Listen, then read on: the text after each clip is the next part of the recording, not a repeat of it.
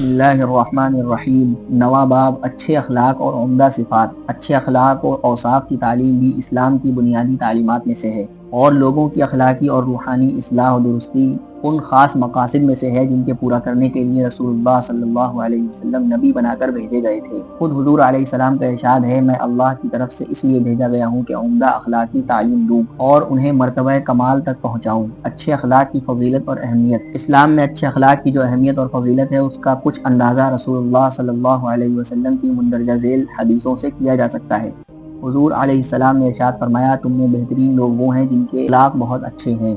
ایک اور حدیث میں وارد ہوا ہے، رسول اللہ صلی اللہ علیہ وسلم نے فرمایا، قیامت کے دن میری نظر میں سب سے زیادہ محبوب وہ شخص ہوگا جس کے اخلاق سب سے اچھے ہوں گے۔ ایک دوسری حدیث میں ہے، رسول اللہ صلی اللہ علیہ وسلم نے فرمایا، قیامت کے دن اعمال کے ترازو میں سب سے زیادہ وزن اچھے اخلاق کا ہوگا۔ ایک اور روایت میں ہے، حضور علیہ السلام سے پوچھا گیا کہ وہ کون سی صفت ہے جو انسان کو جنت میں لے جاتی ہے؟ آپ علیہ السلام نے فرمایا، اللہ کا خوف اور اچھے اخلاق۔ ایک اور روایت میں آیا ہے کہ رسول اللہ صلی اللہ علیہ وسلم نے فرمایا، اچھے اخلاق والے مومن کو دنوں کے روزوں اور راتوں کے قیام یعنی نفل نمازوں کا ثواب ملتا ہے۔ مطلب یہ ہے کہ جس اللہ کے بندے کو ایمان نصیب ہو اور وہ اللہ کے مقرر کیے ہوئے فرض ادا کرتا ہو اور زیادہ نفل روزے نہ رکھتا ہو اور نہ رات کو بہت زیادہ نفل نمازیں پڑھتا ہو، مگر اس کے اخلاق اچھے ہوں تو اللہ تعالیٰ اس کو عمدہ اخلاق کی وجہ سے ہی ان لوگوں کے برابر ثواب دے گا جو صائم النہار اور قائم اللیل ہوں، یعنی دنوں کو روزے رکھنے والے اور راتوں کو نفل نمازیں پڑھنے والے ہوں۔ برے اخلاق کی نحوست۔ جس طرح حضور صلی اللہ علیہ وسلم نے اچھے اخلاق کی یہ فضیلتیں بیان فرمائی ہیں، اسی طرح برے اخلاق کی نحوست سے بھی آپ علیہ السلام نے ہم کو خبردار کیا ہے۔ ایک حدیث میں ہے، حضور علیہ السلام نے فرمایا، برے اخلاق والا آدمی جنت میں نہ جا سکے گا۔ ایک اور روایت میں ہے کہ حضور علیہ السلام نے فرمایا، کوئی گناہ اللہ کے نزدیک برے اخلاق سے بدتر نہیں۔ چند اہم اور ضروری اخلاق کا بیان۔ یوں تو قرآن و حدیث میں تمام اچھے اخلاق اور عمدہ روحانی صفات کی تعلیم دی گئی ہے اور سب برے اخلاق اور بری عادات سے بچنے کی تاکید فرمائی گئی ہے، لیکن یہاں ہم اسلام کے صرف ضروری اور بنیادی درجے کی چند اخلاقی ہدایتوں کا ذکر کرتے ہیں جن کے بغیر کوئی شخص سچا مومن اور مسلمان نہیں ہو سکتا۔ سچائی اور راست بازی۔ اسلام میں سچائی کی اتنی اہمیت ہے کہ ہر مسلمان کو ہمیشہ سچ بولنے کے علاوہ اس کی بھی تاکید فرمائی گئی ہے کہ وہ ہمیشہ سچوں کے ساتھ اور سچوں کی صحبت میں رہے۔ قرآن مجید میں ہے، اے ایمان والو، خدا سے ڈرو اور صرف سچوں کے ساتھ رہو۔ حدیث میں ہے، رسول اللہ صلی اللہ علیہ وسلم نے ایک موقع پر صحابہ اکرام علیہم الرضوان سے ارشاد فرمایا، جو یہ چاہے کہ اللہ اور رسول سے اس کو محبت ہو یا اللہ اور رسول اس سے محبت کریں تو اس کو لازم ہے کہ جب بات کرے تو ہمیشہ سچ بولے۔ ایک اور حدیث میں ہے کہ آپ علیہ السلام نے فرمایا، سچائی اختیار کرو اگرچہ تمہیں اس میں اپنی بربادی اور موت نظر آئے، کیونکہ دراصل نجات اور زندگی سچائی ہی میں ہے۔ اور جھوٹ سے پرہیز کرو اگرچہ بظاہر اس میں نجات اور کامیابی نظر آئے، کیونکہ جھوٹ کا انجام بربادی اور نامرادی ہے۔ ایک روایت میں ہے، رسول اللہ صلی اللہ علیہ وسلم سے کسی نے پوچھا کہ اہل جنت کی کیا علامت ہے؟ آپ نے فرمایا، سچ بولنا۔ اور اس کے بالمقابل ایک دوسری حدیث میں ہے، آپ نے فرمایا، جھوٹ بولنا منافق کی خاص نشانیوں میں سے ہے۔ ایک اور حدیث میں ہے کہ کسی نے رسول اللہ صلی اللہ علیہ وسلم سے پوچھا، کیا مومن بزدل ہو سکتا ہے؟ آپ علیہ السلام نے فرمایا، ہاں ہو سکتا ہے۔ پھر دریافت کیا گیا، کیا مومن بخیل ہو سکتا ہے؟ آپ علیہ السلام نے فرمایا، ہاں ہو سکتا ہے۔ پھر سوال کیا گیا، کیا مومن جھوٹا ہو سکتا ہے؟ آپ صلی اللہ علیہ وسلم نے ارشاد فرمایا، نہیں، یعنی جھوٹ کی عادت ایمان کے ساتھ جمع نہیں ہو سکتی۔ اللہ تعالی ہم سب کو توفیق دے کہ ہمیشہ کے لیے ہم سچائی کو اختیار کریں۔ نجات دلانے والی، جنت میں پہنچانے والی اور اللہ اور رسول کا محب و محبوب بنانے والی ہے، اور جھوٹ سے مکمل پرہیز کریں، کا انجام تباہی و بربادی اور خدا و رسول صلی اللہ علیہ وسلم کی لعنت اور نارضامندی ہے، اور جو منافقوں کی نشانی ہے۔ عہد کی پابندی۔ یہ بھی دراصل سچائی ہی کی ایک خاص قسم ہے کہ جس کسی سے جو عہد کیا جائے اس کو پورا کیا جائے۔ قرآن و حدیث میں خصوصیت سے اس کی ہدایت تاکید فرمائی گئی۔ اللہ تعالیٰ کا ارشاد ہے، وَأَوْفُوا بِالْعَهْدِ إِنَّ الْعَهْدَ كَانَ مَسْئُولًا، اور اپنا ہر عہد پورا کرو، یقیناً تم سے قیامت میں ہر عہد کی بابت پوچھا جائے گا۔ قرآن شریف ہی میں ایک دوسری جگہ نیکیوں اور نیکیوں کے ذکر میں فرمایا گیا ہے، وَالْمَوْفُونَ بِعَهْدِهِمْ إِذَا عَاهَدُوا، اور اللہ کے نزدیک نیک لوگ وہ ہیں جو اپنے عہد کو پورا کریں جب عہد کریں۔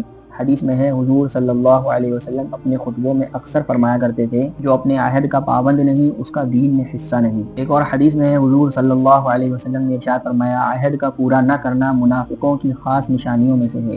گویا حضور صلی اللہ علیہ وسلم کے ارشاد کے مطابق عہد شکنی اور وعدہ خلافی ایمان کے ساتھ جمع نہیں ہو سکتا۔ اللہ تعالیٰ ان بری عادتوں سے ہم سب کو بچائے۔ امانت داری۔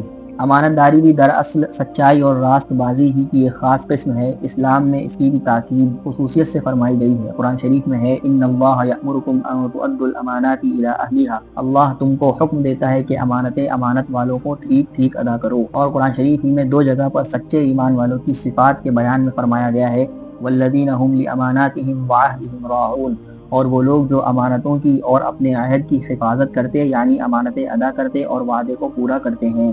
رسول اللہ صلی اللہ علیہ وسلم سے مروی ہے کہ آپ صلی اللہ علیہ وسلم اپنے اکثر خطبوں میں برسر منبر فرمایا کرتے تھے لوگوں جس میں امانت کی صفت نہیں اس میں گویا ایمان ہی نہیں۔ ایک حدیث میں ہے حضور علیہ السلام نے ارشاد فرمایا کہ کسی کی نیکی کا اندازہ کرنے کے لیے صرف اس کے نماز روزے ہی کو نہ دیکھو، یعنی کسی کے صرف نماز روزے ہی کو دیکھ کر اس کے معتقد نہ ہو جاؤ، بلکہ یہ چیز دیکھو کہ جب بات کرے تو سچ بولے، اور جب کوئی امانت اس کے سپرد کی جائے تو اس کو ٹھیک ٹھیک ادا کرے، اور تکلیف اور مصیبت کے دنوں میں بھی پرہیزگاری پر قائم رہے۔ عزیزو، اگر ہم اللہ کے نزدیک سچے مومن اور اس کی رحمتوں کے مستحق ہونا چاہتے ہیں تو لازم ہے کہ ہر معاملے میں امانت داری اور ایمانداری اختیار کریں اور عہد کی پابندی کو اپنی زندگی کا اصول بنائیں۔ یاد رکھو کہ ہم میں سے جس کسی میں یہ اوصاف نہیں وہ اللہ اور رسول صلی اللہ علیہ وسلم کے نزدیک سچا مومن اور پورا مسلمان نہیں۔ عدل و انصاف، اسلام نے ہر معاملے میں عدل و انصاف کی بھی بڑی سخت تاکید فرمائی ہے۔ قرآن شریف میں ہے ان اللہ یأمر بالعدل والاحسان، اللہ تعالیٰ عدل و انصاف کرنے کا اور احسان کرنے کا حکم دیتا ہے۔ پھر اسلام میں عدل و انصاف کی تاکید صرف اپنوں ہی کے حق میں نہیں فرمائی گئی ہے بلکہ غیروں کے حق میں بھی، اور جان و مال اور دین و ایمان کے دشمنوں کے حق میں بھی عدل و انصاف کی تاکید فرمائی گئی ہے۔ قرآن شریف کا کھلا ہوا ارشاد ہے وَلَا يَجْرِمَنَّكُمْ شَنَآنُ قَوْمٍ عَلَىٰ أَلَّا تَعْدِلُوا اعْدِلُوا هُوَ أَقْرَبُ لِلتَّقْوَىٰ، اور کسی قوم کی عداوت تم کو اس گناہ پر آمادہ نہ کر دے کہ تم ان کے ساتھ انصاف نہ کرو، تم ہر حال میں ہر ایک کے ساتھ انصاف کرو، تقوی کی شان کے یہی زیادہ مناسب ہے۔ اس آیت سے صاف ظاہر ہے کہ کسی شخص سے یا کسی قوم سے اگر بالفرض ہماری دشمنی اور لڑائی ہو تب بھی ہم اس کے ساتھ کوئی بے انصافی نہیں کر سکتے، اور اگر کریں گے تو اللہ کے نزدیک سخت مجرم اور گنہگار ہوں گے۔ رسول اللہ صلی اللہ علیہ وسلم سے مروی ہے آپ علیہ السلام نے ارشاد فرمایا قیامت کے دن اللہ سے سب سے زیادہ قریب اور اللہ کو سب سے زیادہ پیارا امام عادل ہوگا، یعنی اللہ کے حکم کے مطابق انصاف کے ساتھ حکومت کرنے والا حاکم، اور اللہ سے سب سے زیادہ دور اور سخت ترین عذاب میں گرفتار قیامت کے دن امام جائر ہوگا، یعنی ظلم اور بے انصافی سے حکومت کرنے والا حاکم۔ ایک دوسری حدیث میں ہے کہ آپ علیہ السلام نے ایک دن صحابہ سے ارشاد فرمایا تم جانتے ہو کہ قیامت کے دن اللہ کے سایہ رحمت میں کون لوگ سب سے پہلے آئیں گے؟ عرض کیا گیا کہ اللہ اور اس کے رسول ہی کو زیادہ معلوم ہے، لہذا حضور علیہ السلام ہی ہم کو بتلائیں کہ کون خوش نصیب بندے قیامت کے دن سب سے پہلے رحمت کے سائے میں لیے جائیں گے۔ آپ صلی اللہ علیہ وسلم نے ارشاد فرمایا یہ وہ بندے ہوں گے جن کا حال یہ ہوگا کہ جب ان کا حق ان کو دیا جائے تو قبول کر لیں، اور جب کوئی ان سے اپنا حق مانگے تو وہ بغیر لیت و لعل کے اس کا حق ادا کر دیں، اور دوسرے لوگوں کے لیے بالکل اسی طرح فیصلہ کریں جس طرح کہ خود اپنے لیے کریں، یعنی اپنے اور غیر کے معاملے میں کوئی فرق نہ کریں۔